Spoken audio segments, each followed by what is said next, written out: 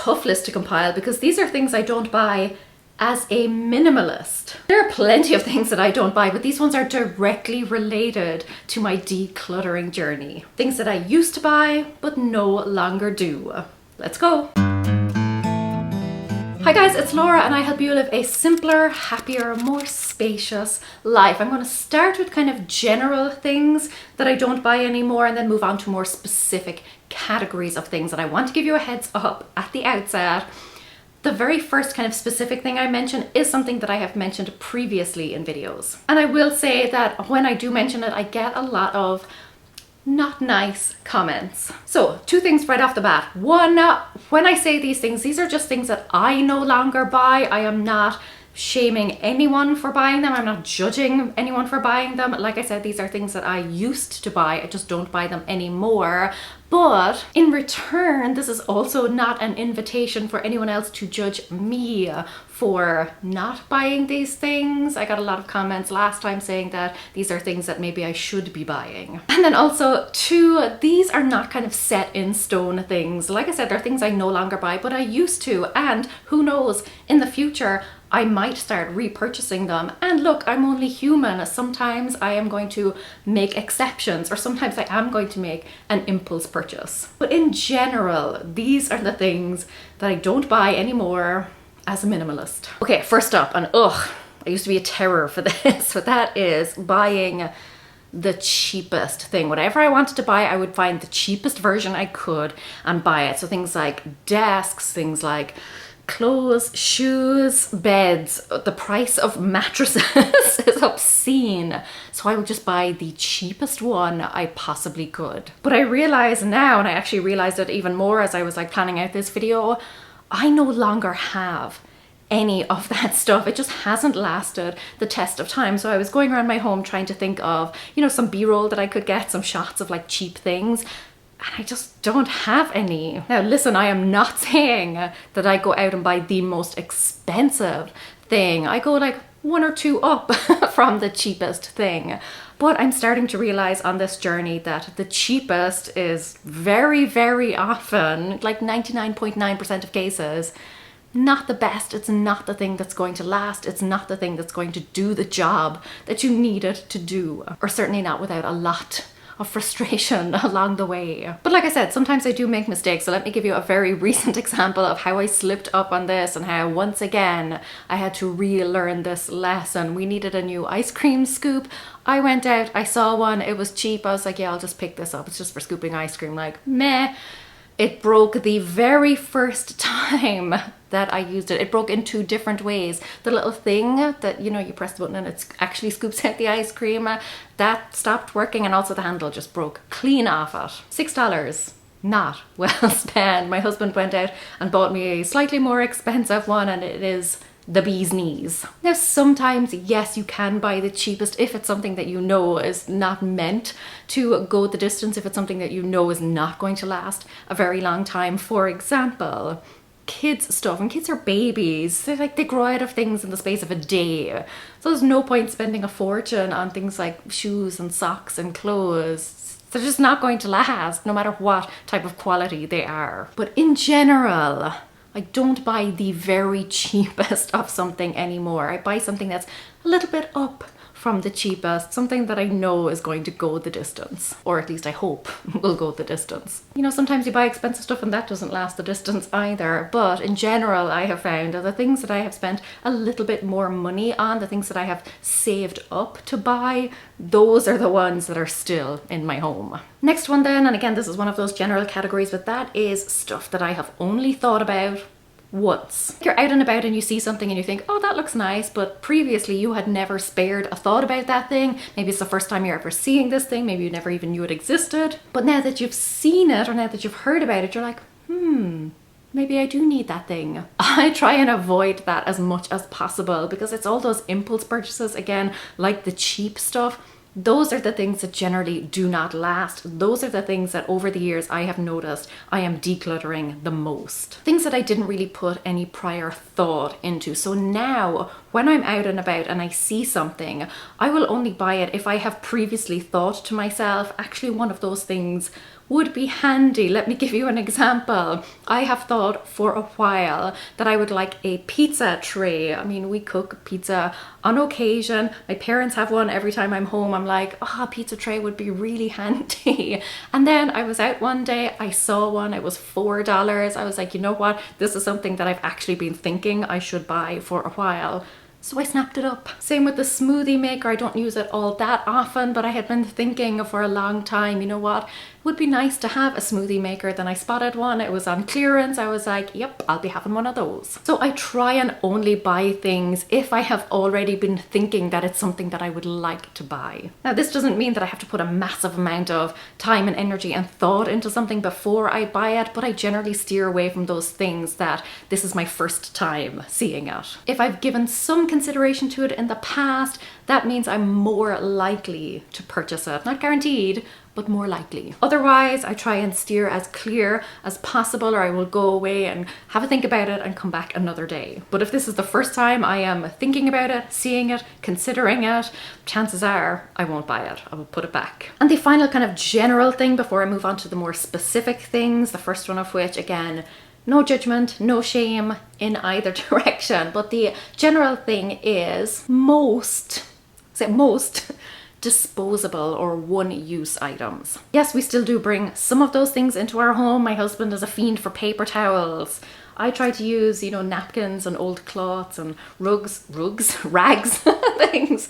But my husband is adamant on paper towels. And I think there are some things that are more kind of generally geared towards being disposable, like toilet paper, for example. But in general, as much as I can, I try and steer away from disposable things. And it's not just the kind of cost to the environment, though that is a huge factor in that decision, but I also find with disposable things, they generally come in large kind of bulk sizes. There are things like napkins, straws, paper plates, etc. You generally don't buy just one of them. You buy like a big box or a tub or a big pack of them. Then they're just taking up a lot of space. I would much rather wash out a reusable straw than just have a big massive pack of like 100 of them sitting there. Now again, I'm human. Sometimes I do go for the kind of more convenient option, but in general, I try to stay away from that stuff as much as possible. And generally those things are cheaper. I get it. Like I said, I used to just go for the cheapest option of everything. But again, over the years, I realized that that isn't always, in terms of your investment, it's not always the best one. I do what I can to avoid that stuff, not just because it's good for the planet, but also because, like I said, it just takes up a lot of space. Moving on to the specifics then, and I hesitated before I put this on the list because, like I said, I know I'm going to get some comments about it, but I'm just going to dive in. The first kind of specific category of things that I don't buy is, and there are some exceptions, I'll talk about those, but toiletries. Apart from dental stuff, deodorant or antiperspirant, and shampoo, I don't buy any toiletries. I don't buy like skincare products. I don't buy any cosmetics, anything like that. Even with the shampoo, so if you've been following me for a long time, you will know that I went over a year and a half without using any shampoo. So that's something that I actually used to not purchase. And now I've started using it again. I use it about once every 7 to 10 days, so it does last me a long time. But in general, lotions, serums, makeup, like cleansers, toners, that type of thing, I just don't use them. Again, if you do, that's great. You do you. If you enjoy using them, if you get some benefit from using them, go ahead. I am definitely not here to judge you in any way. But again, like I said, that works both ways because I know I will get some comments that say you should be using them or you're going to regret not using them when you're older. But it is a personal preference.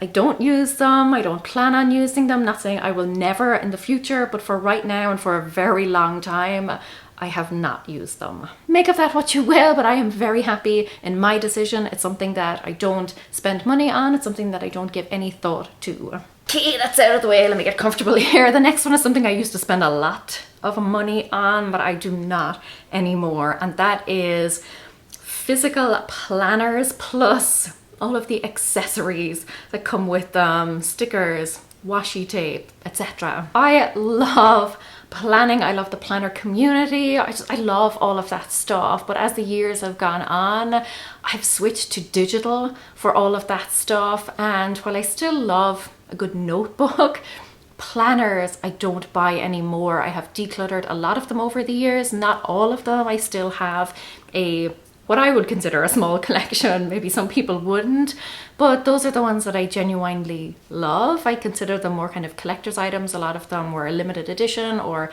have since been discontinued, so I've hung on to those. But in general, no, I don't buy those things anymore. I realized as I was decluttering that a lot of that stuff I never even used at the time when I was really into like physical planners and decorating and stuff. Like I'm not a very creative person when it comes to artistic abilities. So things like, you know, putting in nice stickers and washi tape and decorating, you know, like doodling in a nice way, like that's just not me. So even though I was buying a lot of that stuff, I wasn't using it even at the time when I was heavily invested into that whole area. So eventually I kind of stopped fighting my natural instincts or my natural talents or lack thereof, and I just switched completely over to digital. It still kind of pains me, like there's still a part of me that would love to have a physical planner, like use a physical planner, make it look all nice and neat and everything, but it's just not me. I still love the whole idea of that. I still love seeing other people's planners, but on a kind of day-to-day basis, for me, it just doesn't work for my lifestyle and my skills. So yeah, I've let that one go regretfully, but that is something that I no longer spend my money on. Next up then is kind of toxic or chemical cleaners, and there are two reasons for this. The first is, again, just nicer to the planet, kinder, but the second reason is that when you declutter, particularly when you declutter as much as I have over the past few years, you spend a lot less time cleaning, so you don't need as many cleaning supplies. Truly, that has been one of the biggest benefits of decluttering, particularly dusting. I hate dusting, hate it with a fiery passion. So anything I can do to avoid that, I will do. But yes, less stuff generally means less to clean. And when you do clean, because you don't have areas that are cluttered with stuff, you don't have to move things out of the way or work around things, etc. So you can just get the job done that much quicker and easier. Truthfully, these days, most of the cleaning that I do is just with like water and a cloth. So yeah, I spend less time cleaning, I have less stuff to clean, and when I do clean, I try and use things that are a little bit more natural or environmentally friendly. I think one of the things that decluttering does for you is it kind of opens your eyes to how much stuff you consume. Like I used to buy a lot of stuff, a lot of stuff, and I still buy stuff, but just not on the same scale anymore. And when you're decluttering, there is that kind of sense of sadness, regret, shame sometimes, because a lot of that stuff, if you can't, you know, recycle it or donate it or whatever, you're sending a lot of it to a landfill, particularly plastics and things. It's just not a good feeling, but it makes you want to not do that in future. I feel I became a much more conscious consumer afterwards because I saw how much I was buying that I wasn't really using, that I didn't really like, stuff that I was buying on impulse or whatever. Yeah, so it made me much more conscious of that. So I do try to buy less now, and when I do buy it, I try to buy like a better quality or something that is not going to have as negative an impact on the environment when it does come time to get rid of it. Speaking of which, let's move on to a category where I would say I don't necessarily spend less money. I probably spend more money on this category in truth, but I don't buy as many of the trendy things, and that is fashion. So when I was younger, and I think a lot of us are probably guilty of this, you buy what's fashionable, you buy what's trendy, you buy what's in season. And I used to read a lot of fashion magazines, and yeah, I would go out and buy whatever was the in-season color or, you know, shape or style or whatever. And over the years, like I said, I probably do spend as much, if not more money on clothes these days, but I tend to buy better quality items and stuff that I know suits my particular style, something that I know is not going to be out of style next season or something, I don't care. Like if it's out of style next season, I buy things that I like, the things that I think suit me, or the things that I feel good in. And it's not necessarily that I don't kind of like care about fashion. It's not that I don't care about looking good. I think a lot of it has to do with the fact that I just don't immerse myself in that world anymore, so I'm not as tempted by it. I'm not reading all of those magazines and seeing all of the lovely new clothes that are coming into stores. So I think that has definitely played a part in it. But again, like I said, just by the very act of decluttering and seeing all of the things that I was getting rid of and noticing that pattern of, you know, just it being like cheap t-shirts or just generally cheap trendy items of clothing, that kind of opened my eyes. Actually, given that this is something that I probably spend more money on these days, would you like to see a video on things that I buy more of as a minimalist? Anyway, let me know in the comments. Following on from that then, something I've already mentioned, but that is magazines. And I think this is kind of twofold. The first is that I just don't buy magazines, like I said, so that is something that I don't spend money on anymore. I used to buy like gossip or celebrity magazines. I used to buy fashion magazines, like I said, and I used to buy kind of general lifestyle magazines. And then when we moved here to the States, I subscribed to Real Simple magazine. There was like a really good offer on it. I was like, hey, why not? But I just never really read them, or I used to read the odd one and they would just kind of pile up. So in the end, I donated them. I put them all in a little free library and someone else has since taken them, which is great. But yeah, I don't spend my money on magazines. But also the kind of added benefit to that is that when I'm not looking at those magazines, like I mentioned with the kind of fashion trendy things, I'm not tempted to buy more things that I see in those magazines. I think the reality is with a lot of magazines these days, like every second or third page is an ad for something. If it's not kind of a very obvious in your face advertisement, it is some kind of feature or something that is talking about, you know, wonderful products or items or things that you could potentially buy. So by not engaging in that, by not looking at those items, I'm not tempted to buy those things that are featured in the magazines. So this is something that has saved me money in a lot of different ways. I don't pay for the magazines. I also don't pay for the things that are in the magazines. If you are looking to cut back on the amount of money that you're spending or just on the amount of items that you're purchasing, then focusing on categories like those is a great place to start. Just steering away from advertisements or anything that might tempt you, you know, unsubscribing from newsletters, because a lot of them are just there to sell you something. You know, if you get a weekly newsletter from your favorite online store or something, it's just tempting you to buy more stuff that generally, not always, but generally you don't really need. So this is probably the category where I have saved the most money, not just in kind of quantifiable terms like the magazine, the cost of the magazine, but the amount of money that I have not spent on items because I haven't seen them and been tempted by them in a magazine. Whew, okay, this next one was a tricky one for me, but I no longer update gadgets and gizmos and things on a regular basis. So it used to be the case where I would buy a new phone, not every year, but certainly every second year. And I'm the type of person who loves gadgets and gizmos and getting something new and just finding my way around it, you know, figuring out all the features, what they do. I love all of that sort of stuff. But it's expensive for a start. And I realized over the years that it's just not worth it. It's not worth buying something new just for like one new feature. You know, I feel like phones and things these days, they don't really change all of that much. And then the flip side of that is that when you like buy a new phone, for example, the old one tends to just sit there because you can't just throw it in the trash. You're probably not going to donate it because there's, you know, stuff on it and first you'd have to wipe it and all that sort of thing. So they tend to kind of sit around, and if you want to get rid of them, you generally have to pay some sort of electrical recycling service for. So yeah, gadgets and gizmos. My phone, the one that I have right now, I have had for 5 years, just about almost 5 years, and the laptop I have I've had for 7 years. The only reason I would consider upgrading my phone is just for a better camera. The camera on it is not amazing, but honestly it's fine for what I need it for, and after that it's just phone calls, text messages, accessing the internet. Like, it's fine for all that sort of stuff. And my laptop, that's possibly something I am going to have to upgrade in the next year or two, because it's starting to run a little bit slowly, and for most things that's fine. It just takes an extra few seconds to load up a video or something, but when I'm editing, then it starts to run very slowly, and that can become, because editing already takes hours, I don't need anything that's going to drag out that process even more. So the laptop possibly will be something I will upgrade in the next year or two. I had hoped to get another 3 years out of it. I don't think I'll get a full 3 years.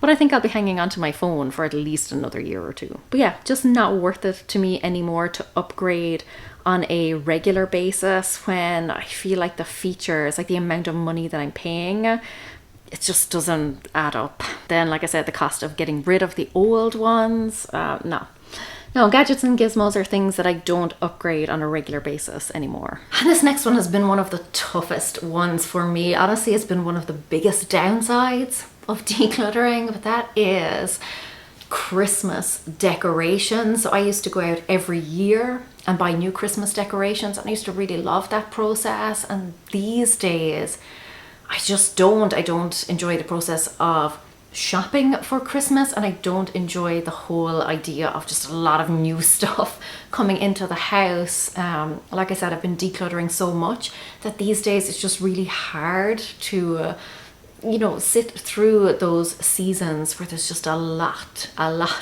of new stuff coming in, and not just items themselves, but all of the packaging and stuff that comes with them. I guess in that sense, like, decluttering has taken some of the joy, or a lot of the joy, of Christmas away from me. I feel now there's just this sense of dread almost, every year pulling out all of the decorations. I used to love that. Like, as soon as December 1st rolled around, I was all about the Christmas decorations, and now it just seems like so much stuff.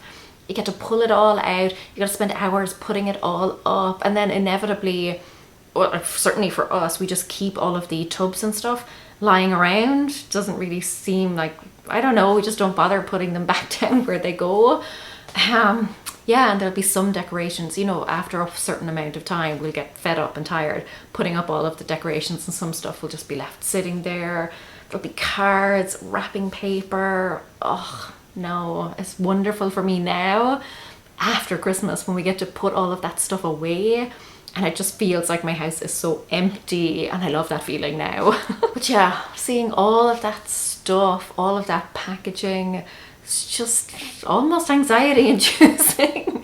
But yeah, I don't spend money on Christmas decor or decorations anymore, and yeah, there's a part of me that's sad about that. So yeah, decluttering, it's not all glitz and glamour and wonderful things. Some of it can be a little bit disappointing. Look, the benefits outweigh the negatives, so I'm still happy overall that I have decluttered as much as I have, and I have saved a lot of money over the years. But like I said, there are some things that nowadays I spend more money on. So again, if you want to see that video, leave a comment. If you are a minimalist or just have been on a decluttering journey, what have you found is something that you either no longer purchase or spend a lot less money on? Things that are directly related to your decluttering journey. And until next time then, go raibh míle maith agaibh, agus feicim mé sibh siad glua. Slán!